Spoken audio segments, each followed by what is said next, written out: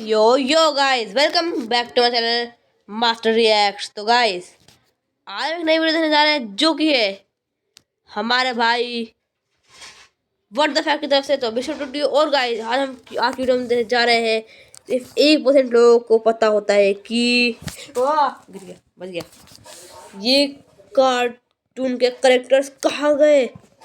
Only 1% know these cartoon characters, मतलब उनको हटा दिया गया। बहुत कम एपिसोड में दिखाया, फिर हटा दिया। जानते हैं इस चीज़ के बारे में, लेकिन पर उससे पहले सब्सक्राइब करा, लाइक करा, कर दो भाई। मान लो बात, पिछली बार दिखाया था ग्राफ, थोड़ा सा भी बढ़ा उससे। मैं दूसरा चैनल था, उसके ऊपर थोड़ा सा बढ़ा भी है 2%, इस पर बिल्कुल नहीं बढ़ा। हाँ, शर्म कर लो, सब्सक्राइब कर दो, ले लो, लाइक तो कर ही दो भाई। लाइक तो कंपलसरी है भाई, वो तो करने देख लो भाई। तो क्या ही बोलूं यार, छोड़ो चलो। कार्टून्स को देखा करते हैं, उनके सारे कैरेक्टर्स हमारे माइंड में होते हैं। पेरेंट्स भी अक्सर कहा करते हैं कि ना ये बच्चे पढ़ते हैं और नहीं हमारे बच्चों को पढ़ने देते हैं। लेकिन यार, इतने सारे कैरेक्टर्स के साथ भी हमारे फेवरेट कार्टून्स के कुछ ऐसे भी कैरेक्टर्स रह चुके हैं जिनको कि स्टार्टिंग में तो भर भर के दिखाया जाता था, लेकिन फिर जैसे जैसे समय बीता वो कहीं गायब ही हो गए। जैसे सुजुका के दोस्त, डोरेमोन की ये वाली बहन, और ये 6th मेन कैरेक्टर, नोबिता के स्कूल के प्रिंसिपल, निंजा हथौड़ी का ये वाला जादुई कैक्टस, परमैन सीरीज का 5th मेन परमैन, और 4th पावरपफ गर्ल। चलो आज की इस इंटरेस्टिंग वीडियो में हम इन्हीं के बारे में जानते हैं, और साथ में ये भी जानते हैं कि इनको आखिर गायब क्यों किया गया। तो इस वीडियो को लाइक करके खाते खाते एंजॉय करो। Shizuka friends. तो यार, आपको शिजुका के डैड की कहानी तो पता ही होगी कि कैसे उन्हें डोरेमोन के अलग अलग सीरीज में पूरा ही अलग कैरेक्टर के तौर पर दिखाया जाता है। कभी मूंछों के साथ तो कभी बिना मूंछों के, कभी विद ग्लासेस तो कभी विदाउट ग्लासेस। अब पता नहीं क्रिएटर्स ने ये क्यों किया था, लेकिन आज शिजुका के रिलेटेड मैं तुम्हें 2 से 3 ऐसे भी कैरेक्टर्स के बारे में बताता हूँ जिनको स्टार्टिंग का सीरीज में तो अच्छा खासा स्क्रीन टाइम दिया गया था, लेकिन फिर वो धीरे धीरे कहीं गायब हो गई। सबसे पहले आती है बोटाको, जिसको कि 1973 के डोरेमोन के एनिमे में एज ए सुजुका की मेड की तरह दिखाया गया था।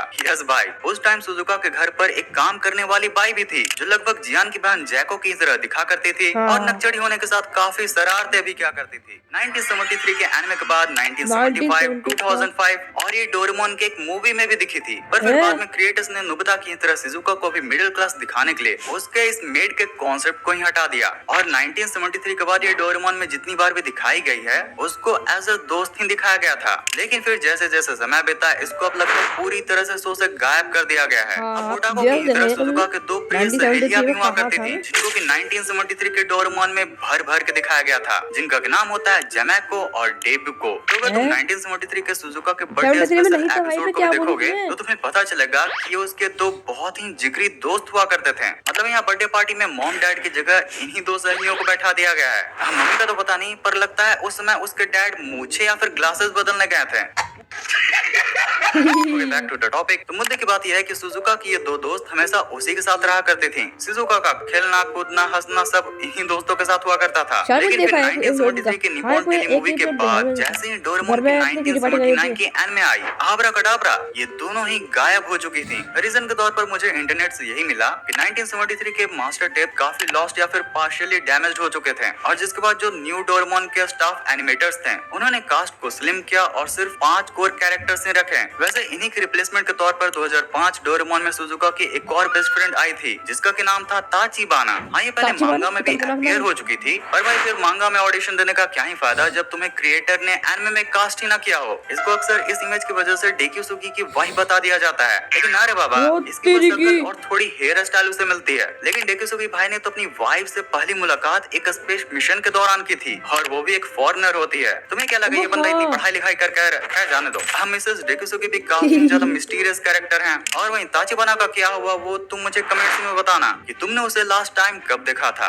The nameless character in Doraemon. तो अगर तुम डोरेमोन के जबरा फैन हो तो तुमने आज तक कई बार इस कैरेक्टर के बारे में जान लिया होगा। 1973 एंड इवन 1979 के डोरेमोन एनिमे में इसको भर भर के स्क्रीन टाइम दिया गया था, पर सिर्फ स्टार्टिंग के 5-6 एपिसोड तक। उसके बाद फिर ये कहीं गायब ही हो गया। आज कई लोग इसे फन करते हुए कहते हैं कि ये तो 1986 के मारियो मूवी का लूगी है, बट भाई ये सच में बहुत ही ज्यादा सीक्रेटिव कैरेक्टर था। कई जापानी सोर्सेज इसको फुजियो का कैमियो कैरेक्टर भी बताते हैं, क्योंकि just like this character drawing में उनके भी कैरेक्टर का बॉडी टाइप लीन और थिन था और वो कैप भी पहना करते थे। लेकिन भाई अगर इसके इसी बॉडी कैरेक्टरिस्टिक से देखा जाए तो ये मॉडर्न डोरेमोन का योसुई तनाका भी तो हो सकता है, जिसको भी कई बार टोपी पहने हुए दिखाया जाता है। लेकिन फिर बाद में जब डेकिसुगी और अदर कैरेक्टर्स को ऐड किया गया था तो इस नेमलेस कैरेक्टर को डोरेमोन से कहीं स्क्रैप ही कर दिया गया। अगर तुमने बचपन में निंजा हथौड़ी और उसमें भी इस कैक्टो चैन को देखा होगा तो भाई तुम्हारे बचपन के क्या ही कहने हैं। आज हम बात करेंगे कैक्टो चैन की, जिसकी एंट्री 1981 के क्लासिक निंजा हथौड़ी के एपिसोड 491 हथौड़ीज न्यू फ्रेंड में होती है, जिसमें हथौड़ी के घर अमेरिका से एक अनएक्सपेक्टेड फ्रेंड आता है। बेचारा केनेजी कंफ्यूज ये कैक्टस है या फिर कोई गार्डनिंग प्रोजेक्ट। हथौड़ी को पता चलता है कि उसके अमेरिका के प्रोफेसर चचा प्रोफेसर सिनोबुनो ने एक एक्सपेरिमेंट के दौरान इस कैक्टस में फीलिंग को डालकर हथौड़ी के पास भेज दिया, जिसके बाद इस क्यूट कैक्टस को अपने साइकिक पावर्स को यूज करते हुए एपिसोड 492, 499 और एट लास्टली 530 में भी दिखाया जाता है, जिसमें एपिसोड 530 में हमें दिखाया जाता है कि उसके सेफ्टी पर्पसेस को ध्यान में रखते हुए हथौड़ी उसे अपने प्रजातियों के साथ घने जंगलों में भेज देता है,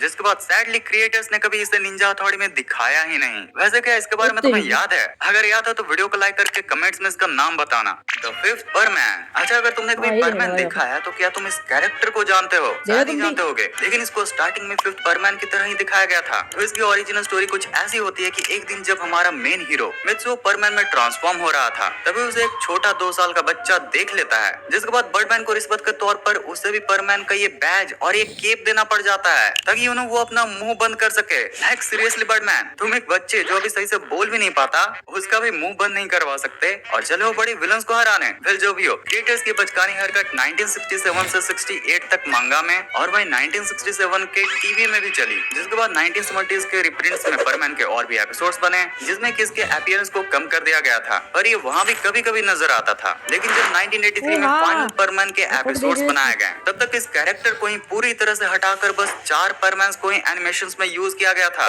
लेकिन सोचो अगर इसको आगे भी यूज किया जाता तो क्या अच्छा होता या फिर इरिटेटिंग? तो मुझे कमेंट्स में लिखकर बताओ। चेको, मैं डोरेमोन की इस पहली बहन के बारे में भी आपको बता चुका हूँ कि कैसे इसको पहली बार डोरेमी की जगह डोरेमोन में लाया गया था और कैसे क्रिएटर्स के अकॉर्डिंग डोरेमोन में एक विलन होने वाली थी। ये उस टाइम के डोरेमोन की सबसे ज्यादा अननोइंग कैरेक्टर हुआ करती थी, जिसे डोरेमोन तो छोड़ो खुद बच्चे देखते देखते इतना चिढ़ चुके थे कि उन्हें लिटरली सुनियों में ही रब दिखने लगा था। Nobita school principal. तो अब हम लोग जब डोरेमोन के सेगमेंट में हैं ही तो मैं बात करना चाहूंगा हमारे नेक्स्ट कैरेक्टर ये जनाब की, जिनको कि पहले नोबिता के स्कूल के प्रिंसिपल के तौर पर दिखाया गया था, लेकिन अब ये कहीं नजर ही नहीं आते। मांगा में जब इनको पहली बार दिखाया गया था तो इनकी मूछें थी लेकिन बाल नहीं, लेकिन फिर आगे चलकर इनके मूछों के साथ इनके बालों को भी गायब कर दिया गया। और इनका लास्ट अपीयरेंस आया था द रियलिटी पिलो एपिसोड में, जहाँ ये नोबिता से गुहार लगाते हैं कि आप प्लीज मेरे स्कूल की तारीफ कर दीजिएगा। अब अगर यहाँ पर ये चीज तुम्हें अजीब लग रही है तो फिर तुम्हें मेरी ये स्कूल स्पेशल कार्टून की वीडियो देखनी चाहिए, तब तुम्हें ये बात क्लियर हो जाएगी कि कैसे नोबिता एक एपिसोड में जापान का सबसे चालू मानुस स्मार्टेस्ट लड़का बन जाता है। फिर इसी एपिसोड में ये स्कूल प्रिंसिपल बाकी टीचर्स के साथ कई बार नजर आते हैं, लेकिन ये भी बहुत दिनों के बाद हुआ था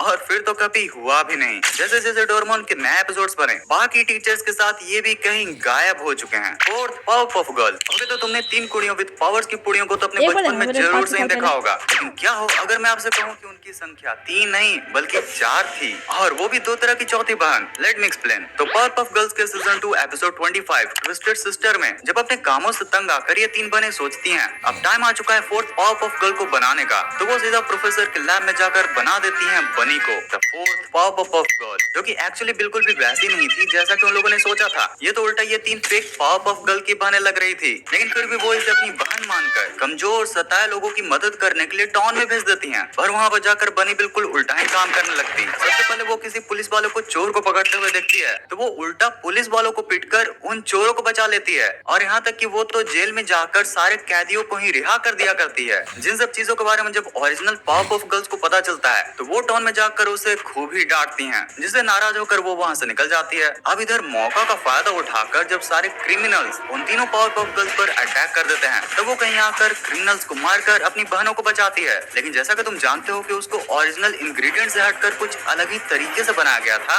इसलिए वो बेचारी आखिर में अनस्टेबल होकर खत्म हो जाती है। वेल 2000s में रिलीज होने के बाद ये फोर्थ पावरपफ गर्ल कहीं गायब हो चुकी थी और कई फैंस को लगा कि ये तो बस लगता है एक ही एपिसोड का कैमियो था, अनलेस डेट आता है सितंबर 2017 जब पावरपफ गर्ल्स की द पावर ऑफ 4 मूवी आती है, जिसमें हमें फिर से फोर्थ पावरपफ गर्ल को दिखाया जाता है, लेकिन इस बार वो बनी की जगह ब्लिस होती है, जिसकी स्टोरी भी डिफरेंट स्टूडेंट थी। तो actually professor pop of girls को बनाने से पहले उन्होंने शुगर स्पाइस और एवरीथिंग नाइस वाले ट्रिक के साथ गलती से उसमें केमिकल डब्ल्यू डाल दिया था, जिससे ही जन्म हुआ था ब्लिस का। वो लगभग सब चीजों में अच्छी थी, लेकिन टाइम के साथ वो अपने इमोशंस को सही से कंट्रोल नहीं कर पाई और एक दिन अपने इन्हीं अनकंट्रोल इमोशनल पावर्स की वजह से वो कहीं गायब ही हो गई। लेकिन एक दिन जब वो आउटर स्पेस से रिटर्न करती है तो इसके बाद ही से ये 2017 से 2019 तक इन 3 गर्ल्स के साथ कई कारनामे भी करती है। लेकिन फाइनली 2019 के एपिसोड लाइट्स आउट के बाद ये अपने इमोशंस को ही कंट्रोल करने के लिए एक दूसरे शहर में चली जाती है एंड हिंस वो फिर से गायब। मल्टीपल चॉइस क्वेश्चंस भी लाइक भाई मल्टीपल चॉइस नहीं, ये तो ऑल इज वेल क्वेश्चन है।